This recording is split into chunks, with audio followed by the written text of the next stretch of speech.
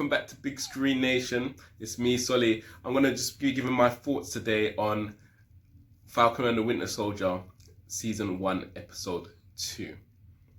Right? First of all, I have to say that I'm loving it. I'm loving the angle that Marvel have gone with having Bucky and Sam actually kind of link up in this episode. Yeah. And basically go on a mission to kind of find out more intel on the Flag Smashers, right? Now, it's interesting because I thought that how they would have done it is that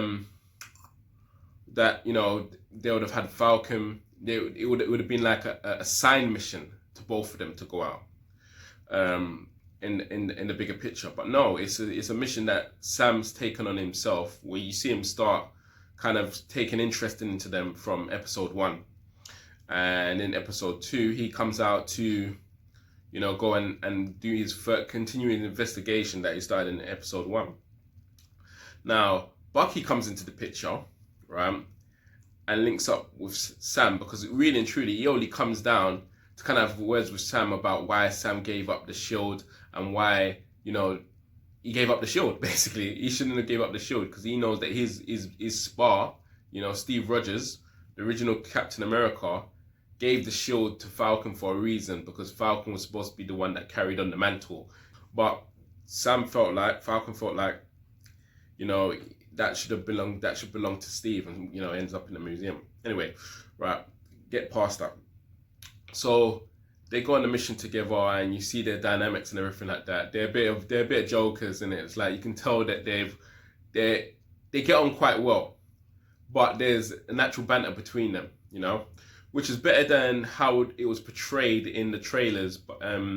When the series first came out, it seemed like they had more of a tension between them. But no, they're quite cool, you know. They have their own, you know, soldier egos thing going on, you know.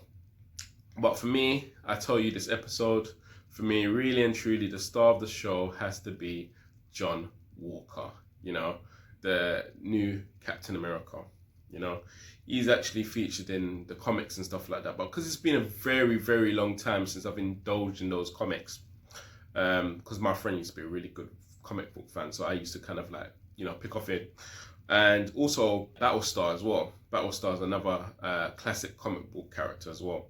And I like the way how Marvel has actually kind of like brought them up, you know, they're using their resources of all the other characters and everything like that to really expand their universe. So it was nice to see, you know, that they have a new Captain America and new Battlestar, or Battlestar's kind of like being introduced first time into the series. But it was nice to see that they've got these people here now.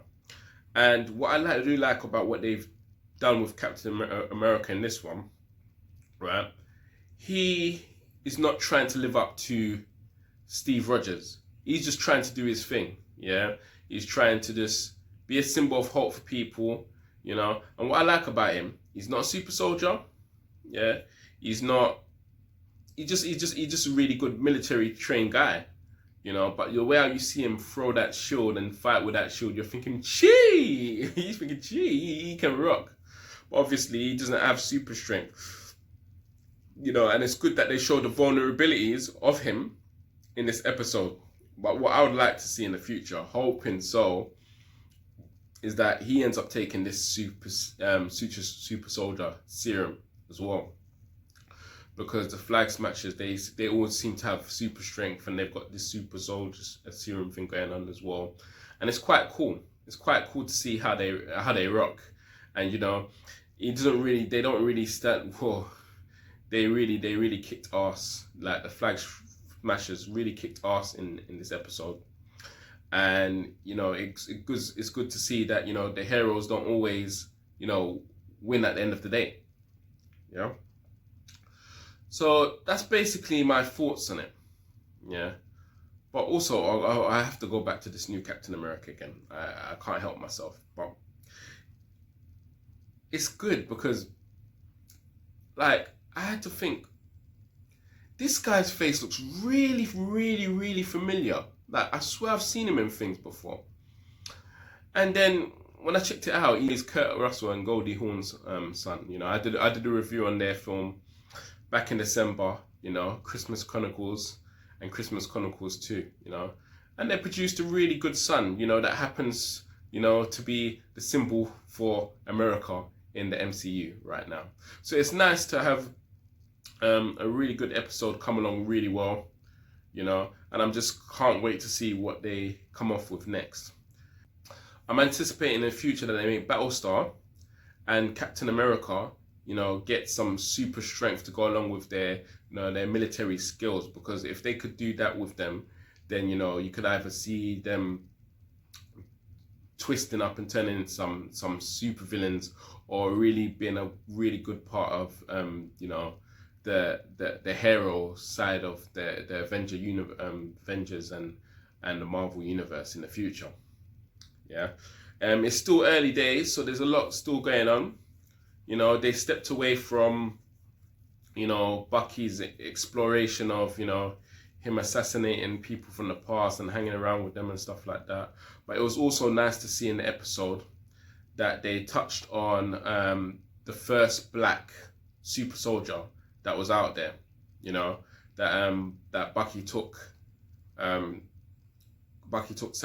to go and see the first super soldier out there. You know, to give Sam, you know, I think it was supposed to be motivational, to give Sam a reference to say, look, man, this is what, you know, this is what we had.